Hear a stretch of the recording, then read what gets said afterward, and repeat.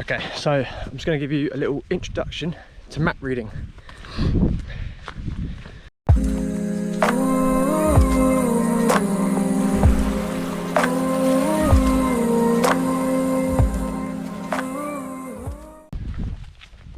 So I'm basically just going to take you through the very basics of map reading, just introducing you to it.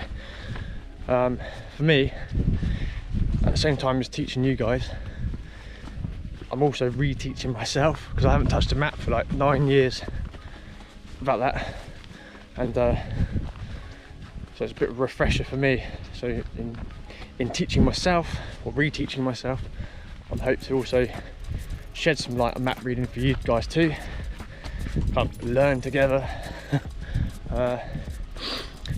Yeah, if I fail to mention anything, please do put in the comments. Like I say, if I help you, you help me, sort of process. We're all here to help each other. So I hope you find this video helpful. Okay, so I'm going to keep this as simple as possible, keep it extremely basic, because I think that's the best way to take this in at this stage. So what we're dealing with here is a map of the Isle of Wight.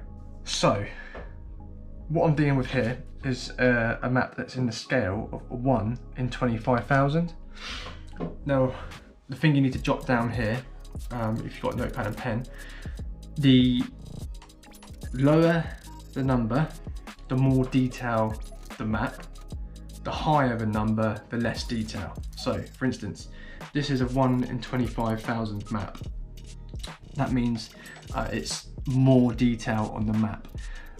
This is the ideal scale for hiking, bike riding, trekking, whatever it is you're doing on foot predominantly. This is the ideal map because it shows you the details in which you're going to need to navigate across the terrain, such as you've got your contour lines, you've also got your tracks, your main roads, your minor roads, water, wood blocks, etc, etc. We'll go into that in more detail later on, but that's the information you need to navigate across the terrain. So like I said, the higher the number, the less detail. So if you have, say, a 1 in 50,000, it's going to be even more panned out. If you have a 1 in 100,000, even more panned out, even more so. And then you're going into the depths of a 1 in 100,000. That would be ideal for driving a car, so a road map. Yeah, so you're covering more ground at a quicker speed.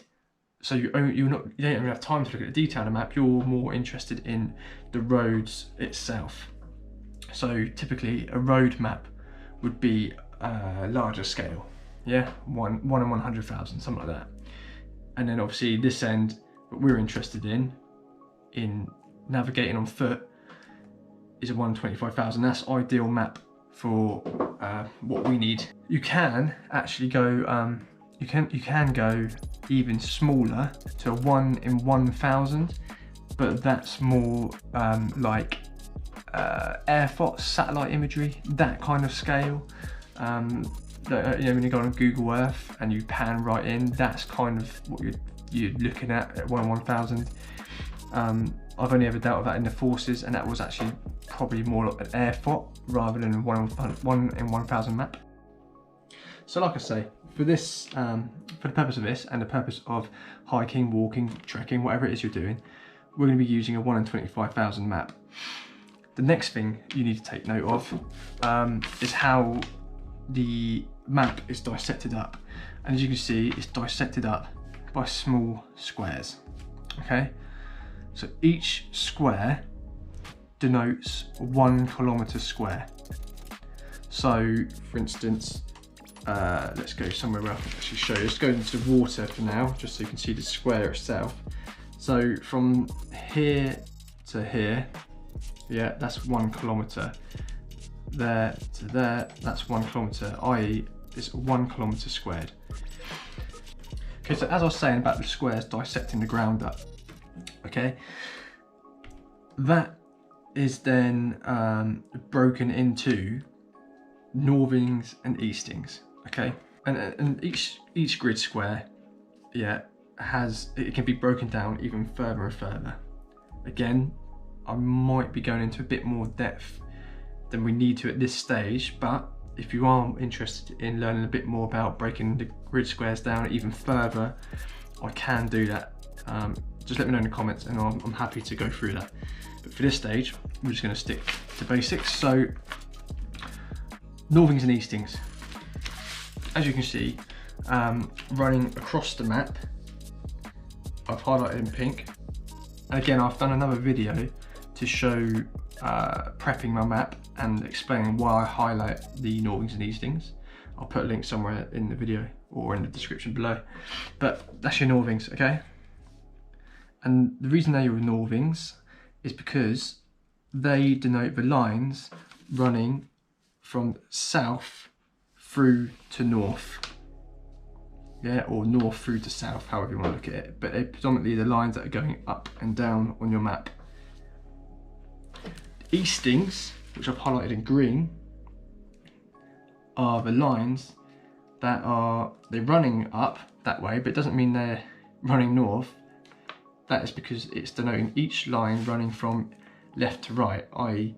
east to west, eastings. So in summary, for your northings and eastings, northings, yes, okay, the numbers are going across the map, but don't get that confused with going east and west.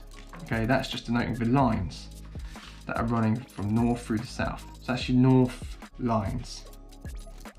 Eastings are the lines, the numbers and lines that are running up.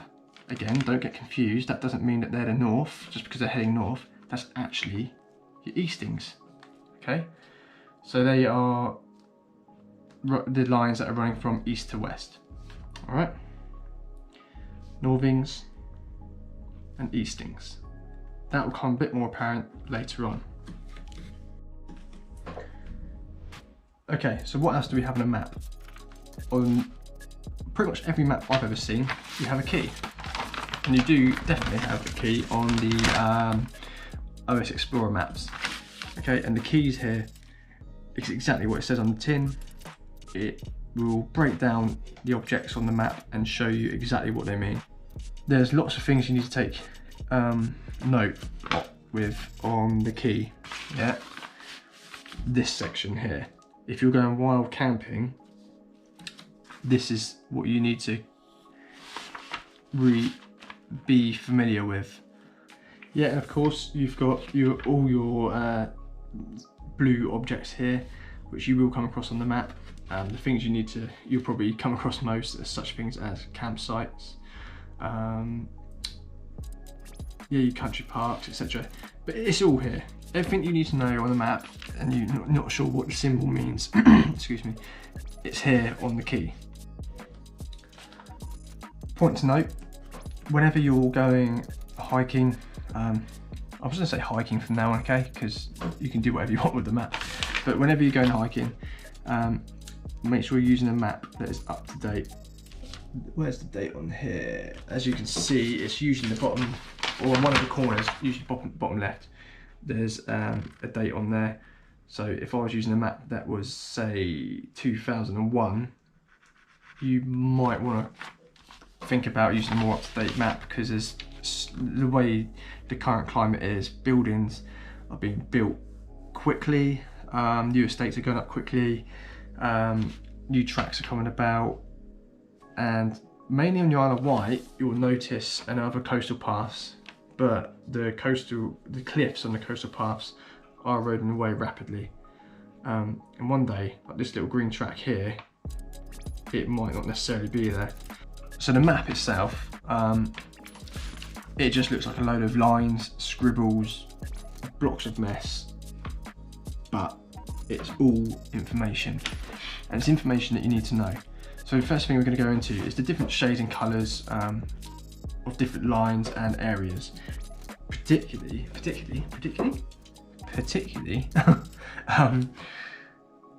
for us hikers and walkers.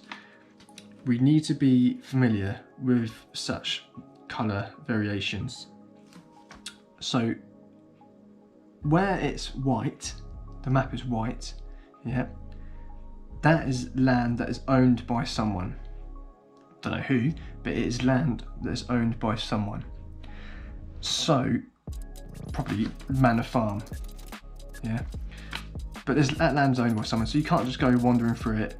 Until you get on the ground, you probably see that they've got crops in there, or they've got animals or whatever. Not necessarily around that cliff, that contour, but yeah, that belongs to somebody. Yeah. So you need to, when it's white like this, you really do need to stick to the green paths. That's a bridle way going up through there. Yeah, so you need to stick to those green paths.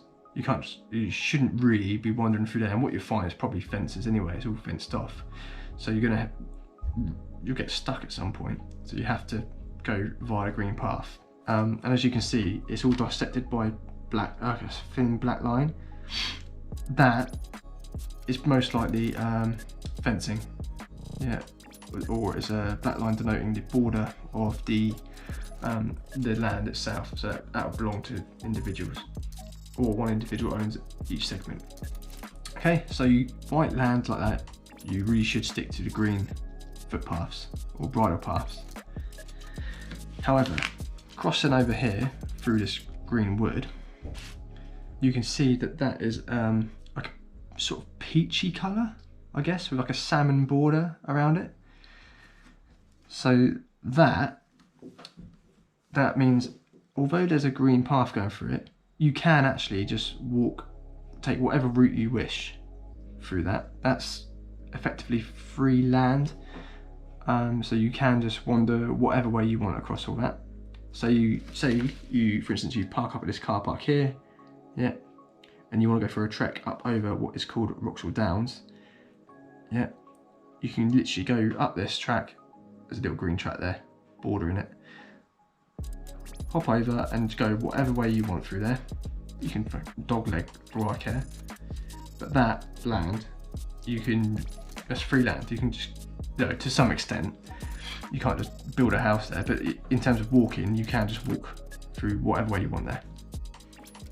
Same principles for woods. Yeah, you can see that this type of wood is a slightly darker shade of green. So that wood belongs to someone. Although there's a bridle path that goes through it, yeah, so you need to stick to that bridle path really. But that wood does actually belong to somebody, and you can't just pitch up a tent and air or a hammock or a basher.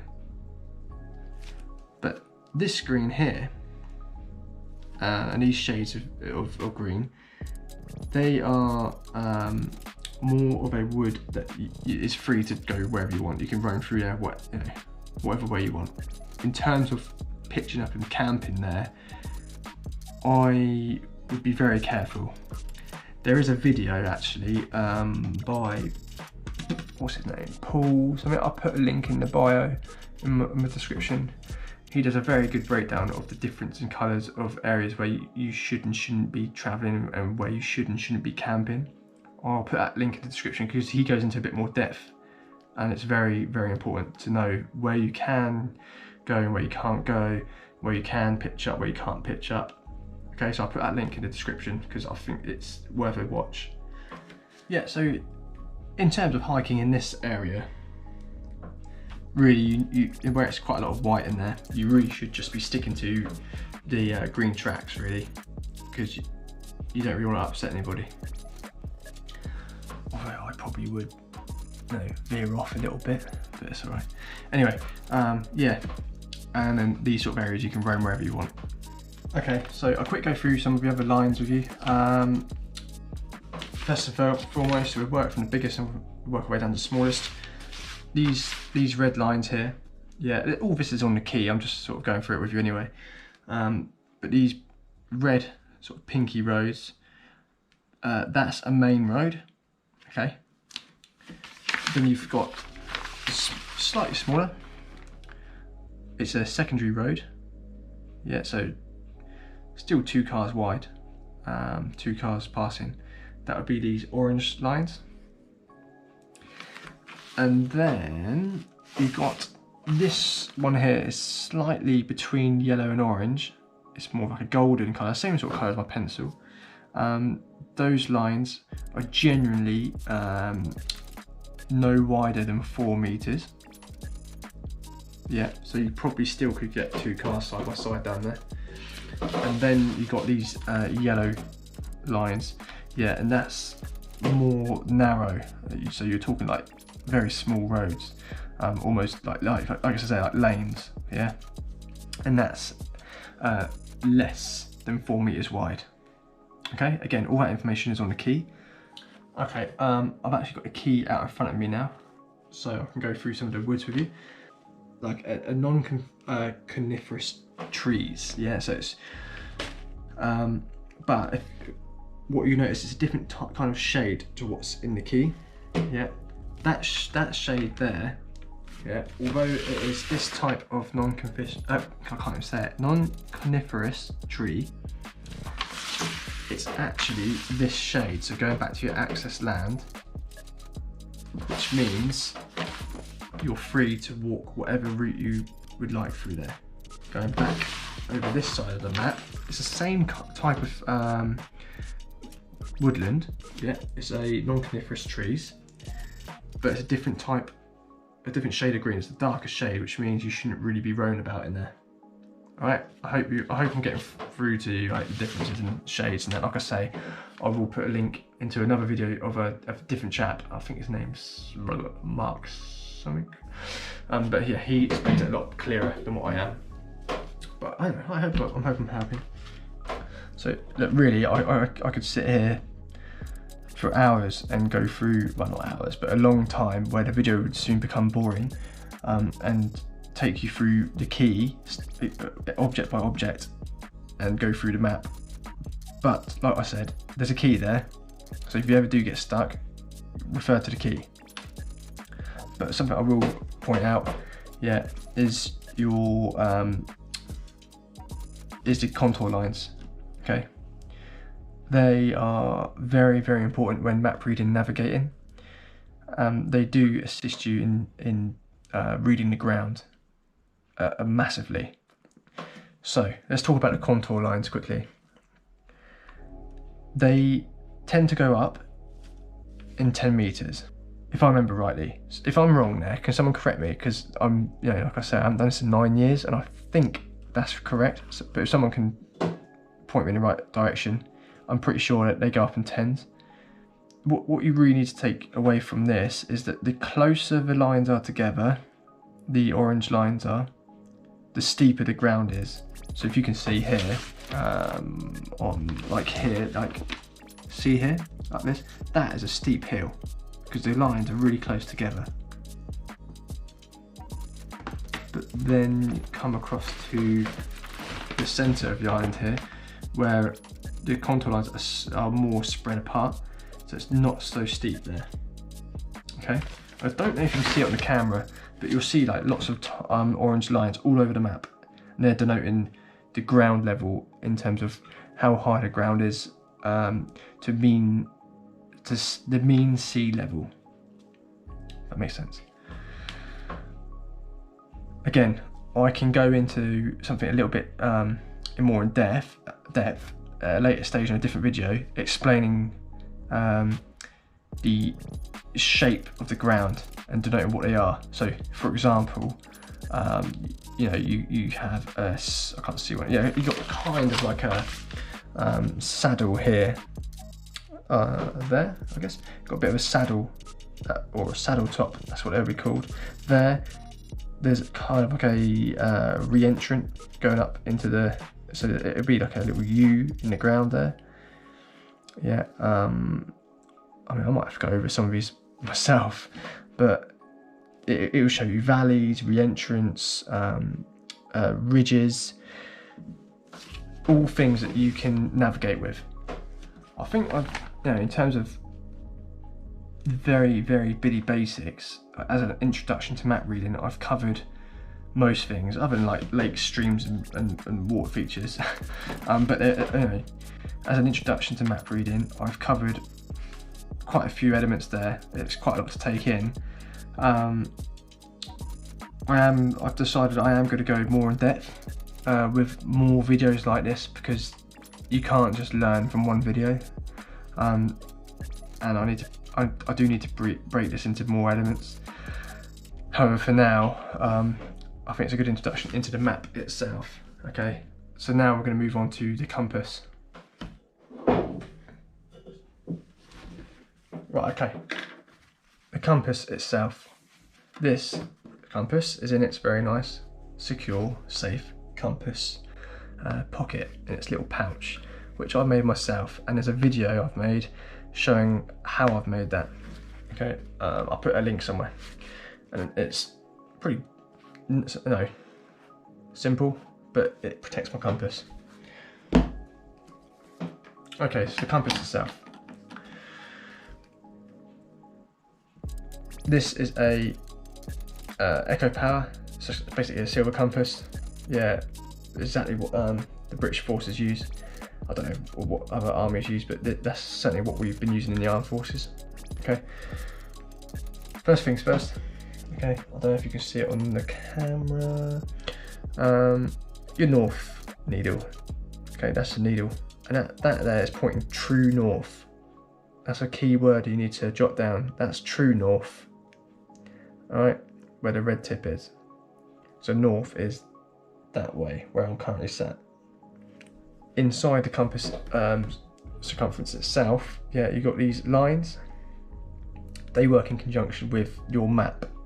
Alright, and I will teach you how to do that at some stage in this video. Inside you've got the numbers around the inside, or in red. Yeah, they are degrees. If you navigate using degrees. I personally don't. I use numbers on the outside, yeah, which are more accurate in my opinion, and that's what I've been taught to use. They are mils. Okay, they are mils. Okay, other things you need to note on the compass. You have a ruler down the edge, yeah, and that's in millimeters. That comes in handy when you want to measure distance on the map. On this side you have inches. Yeah, I don't use that. I just use the other one. The same thing though. It's for using for measuring distance on the map. Okay, so at the top you will see 3 right angled 90-degree lines with numbers next to them, and next to it is a scale. Okay, they are used in conjunction with the relevant map. Okay, so we've been using a 1 in 25,000 map. Therefore, we will use the outside scale. That comes in more apparent later for when you're breaking down your grids and taking grid references. You can also measure distance as well with that. Alright, but so actually I will go into it.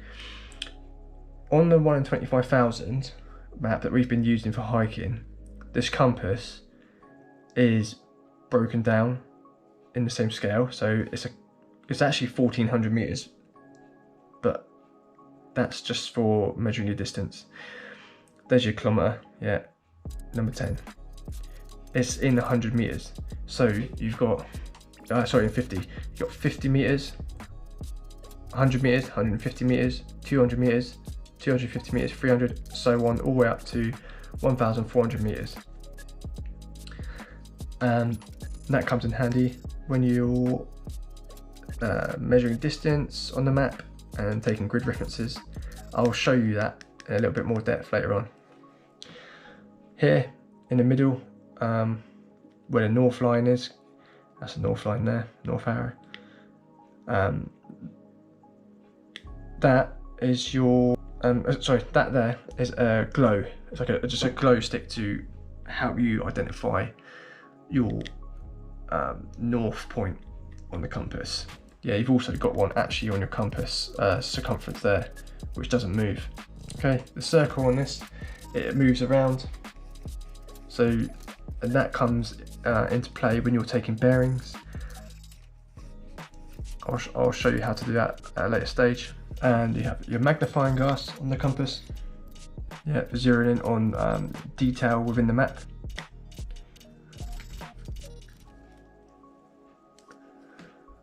To be honest with you, I'll be honest, I don't really know what these holes are for. I guess so you can mark on the map or something, but I'm not 100% sure. If someone can shed some light on that, that'd be great.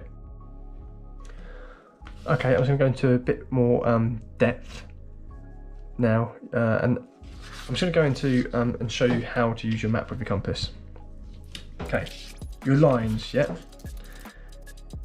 That is the lines on the map, the blue lines, your northings and eastings. That is called grid north, yeah. So that is your grid north, those lines. Then what you have with your compass is true north, magnetic north, yeah, that's true north. So that's where north really is on the compass, and the map, that's where grid north is. So because it's in relation to the map itself of the ground. So the very first thing you need to do when you're out on the ground with your map and compass, the very first thing you do when you get your map and compass out is you orientate your map to the ground. I'm going to show you how to do that right now. So say I was out on the ground somewhere, yeah, absolutely lost, which is probably likely. The first thing I need to do is orientate the map to the ground using the compass. So as you can see, true north is back this way, yeah, but currently my maps north, grid north, is facing that way. So what you need to do is orientate your map to the ground.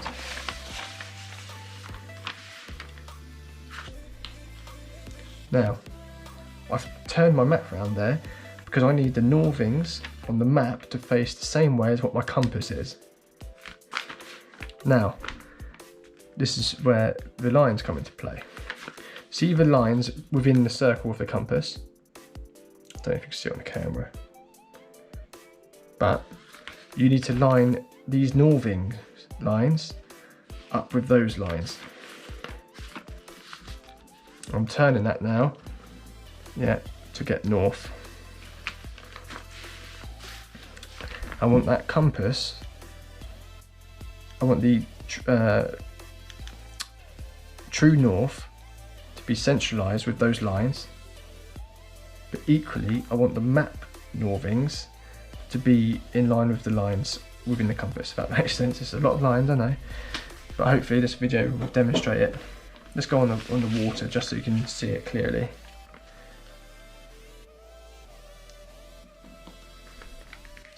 Okay, can you see what I've done there? So the compass and the map are now orientated to real time, to the ground in real time. So this map now is facing as I am sat here right now. So now you've got the map and compass aligned, yeah, you've got the map, which is in turn, that's got the map orientated to the ground. You can now, if you're in the real world, look up from the map, start looking around for features and identifying features on the map to where you are in real time on the ground, which will help you locate where you are. There is methods to doing this using triangulation, etc., and other things, but I can go into that in another video. But effectively, now you've got the map orientated to the ground in conjunction with your compass, you can look up around and identify features on the ground to help you locate where you are and identify where you want to go. I hope this video is making sense, but I do feel like I'm going to have to go in, make more videos and go into a little bit more depth. So now we've orientated ourselves, the map to the ground in real time. Let's just say, for instance, I am stood on, let's just say I'm stood up on this hilltop, Gun Hill, yeah, I'm stood up here. Put a little circle around it so I can rub that out later. But I want to get to this hilltop here, okay? and I'm going to do it as a crow flies. Yeah, I'm going to go down the hill, around the. I'm going to. Well, you wouldn't do realistically because I shouldn't really be wandering around up here, but I am going to go as a crow flies, hypothetically speaking. Yeah, in that direction, that way. Yeah, but because there might be a few features in between you and that, you want to make sure you don't veer off and end up going the wrong way, losing sight of where you want to go, because that might not necessarily be in sight the whole time. So you need to take a bearing. Yeah, the way you do that, once your map's oriented to the ground, is like so. You take a bearing. So I'm here on Gun Hill. Yeah, and I want to go to here. Sorry about the camera shaking, I keep kicking the table. Right, all you do is you line the edge of your compass, yeah, up to between those points, from Gun Hill, where I want to start, and there, that hilltop there where I want to go, okay? Right, now that that's aligned, as a crow flies through there, all you need to do is adjust this circle on the compass, yeah, until the red lines on the inside of the compass circle are aligned with the map's blue Norvings. Yeah, I hope that's made sense. So watch like this. Sometimes you might not be able to see the blue lines, so you might have to move the compass along your route until you can see the blue lines underneath. Or switch over to the other side of the thing because I can't see anything there. Okay, so I've got a blue line underneath the circle there. I need to line it up with the red lines on my compass. So I've got a blue line on the map, and I'm lining that up with the red lines on my compass. Yeah, making sure north on the needle is still north of the map. Okay, so I now know from doing that, the bearing from where I am on Gun Hill to there, the bearing is 285, wrong, 293, yeah?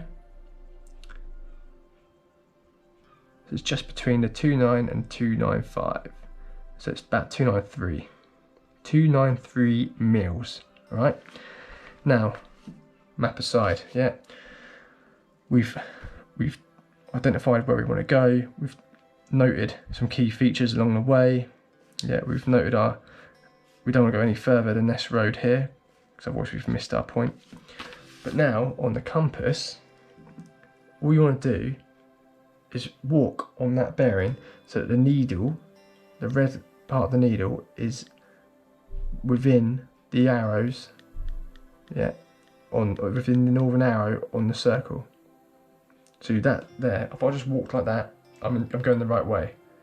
If I do that, where the needle is now going the wrong way, two of the lines, I know I've veered off my bearing and I'm going the wrong way. So it's probably time for a nav check. But I want to be walking on that bearing there. Okay, I understand it's quite a lot to take in, but I will do more in-depth videos later on, at some point, going through this in more depth and more detail, and I'll zero in and focus on particular elements within this video that I've touched on. I will actually do more in-depth videos. You know what I'm trying to say. All right. Okay. Next thing I'm just going to quickly go through, and it's very quickly, is the is your grids, okay, and that's in relation with your Norvings and Eastings. Let's flip this map over. Okay, going back to what we said at the beginning of your Norvings and Eastings. Okay, Norvings are these ones, Eastings are these ones. I'm now going to show you how to take a grid.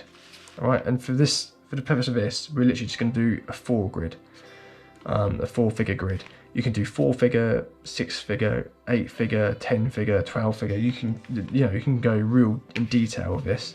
But for the purpose of this video, just to show you the principles and how to do it, I'm just going to keep it very simple.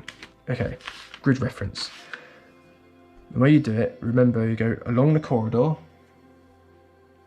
yeah, and up the stairs. So you always do your northings first, along the corridor, and then you do your eastings, up the stairs. So, if I was to say, I'm going to go to grid 4, 5, 8, 1, you go along the corridor to 4, 5. Then you go up the stairs to 8, 1. Join them together, 4, 5, 8, 1. That would be this grid square here. Yeah, and you can break that down even more so, and you will do on a 125,000 map. Yeah, let's just say it'll be 4, 5, 5, 8, 1, 5. You go along the corridor to 4, 5, 5. This is where the numbers on the compass come into play. You'll lay it across like that. 4, 5, 5. And then you'll go 8, 5, 5. 8, 5, 5. It'll be there. Right in the centre of that grid square. So it would be along this track here. 4, 5, 5, 8, 1, 5 is on this track. Somewhere there. That would be like your RV point or your whatever. Alright? Again, I can go into this in more depth in another video. If you do want, if there's anything I've touched on within this video that you want me to go into more depth on, please just put in the comments, and I'll be more than happy to go into more depth. Like I say, this is just a basic introduction to map reading.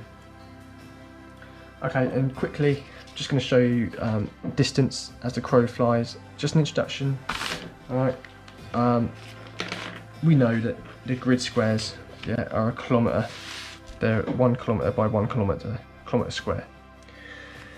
But we want to know how far it is from this wood block, yeah, to this junction on New Road and Park Lane. All you do, you can do this various ways. You can either use the figures on the edge of the compass, or like I do, the scale on the outside of the compass. I use a scale. So from New Road junction to this wood block, it is, yeah, you lie your compass down like that, where the corner of the scale is, from that junction to the wood block. Yeah, it is approximately 450 metres. So we know that that's 450 metres from that wood block to that junction. Okay, I hope you've found this video helpful. It's a lot of information to take in. You won't learn map reading through one video. Sorry, I keep shaking the table.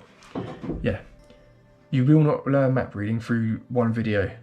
Okay, you'll need, you will need to go into this in more depth. I've literally just given you the basic introduction to map reading, just a bit of an insight really. Like I said earlier, if you do want me to do anything I've covered within that video, if you want me to go into more depth, please, on any of those subjects, just please let me know in the comments, and I'm more than happy to go into a bit more depth with it. But for now, it's a bit of an insight and a bit of a starter to map reading. The only way you're really going to learn is by getting out there and practicing. And like I said, you can ask those who know about navving, but also if you do want me to do more videos, to break it down a little bit more depth, a bit more detail, go over things in more depth, then I'm happy to do so.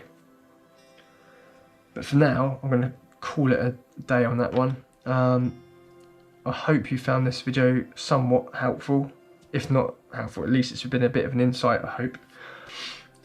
Also, if there's anything I have got wrong, if there's anything I've got wrong in that video, please do I'm sure you will anyway, but make me aware in the comments, because like I said at the beginning of this video, I haven't touched a map and compass in 9 years, and there's probably stuff I've forgotten, missed, or misinterpreted.